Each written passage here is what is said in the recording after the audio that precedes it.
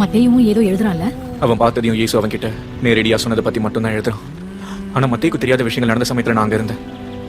ஏன்னா நான் அவரோட ரொம்ப நெருக்கமா இருந்தவன். அவர் என்ன நேசிச்சாரு. எங்க இருந்து ஆரம்பிக்க போற? ஆபிரகாமுக்கு கொடுத்த வாக்கு. ஆபிரகாம்ல இருந்து ஆரம்பிக்கலாம் நினைச்சேன். ஆனா அவருக்கு முன்னாடி இருந்தே நிறைய நடந்திருக்கு. நோவா. அவருக்கு முன்னாடி தோட்டம். ஆனா அவரை பார்க்கவோ இல்ல தொடவோ முடிஞ்ச காலத்துக்கு முன்னாடியே இருந்தாருன்றத தெரியப்படுத்தணும் நான் விரும்புறேன். தோட்டத்துக்கு முன்னாடி என்ன இருந்தது? ஆதியிலே இந்த பூமியானது வெறுமையாக இருந்தது. எனக்கும் அது பிடிக்கும். அதோட அது ஒரு பிடித்தமான நினைவு. ஆதியிலே தேவன் வானத்தையும் பூமியையும் சிருஷ்டித்தார். ஆதியிலே வார்த்தை இருந்தது. அந்த வார்த்தை தேவனிடத்தில் இருந்தது. அந்த வார்த்தை தேவனாய் இருந்தது. அவர் ஆதியிலே தேவனோடு இருந்தார். சகலமும் அவர் மூலமாய் உண்டாயிற்று. உண்டானதொன்றும் அவராலே அல்லாமல் உண்டாகவில்லை. அவருக்குள் ஜீவன் இருந்தது.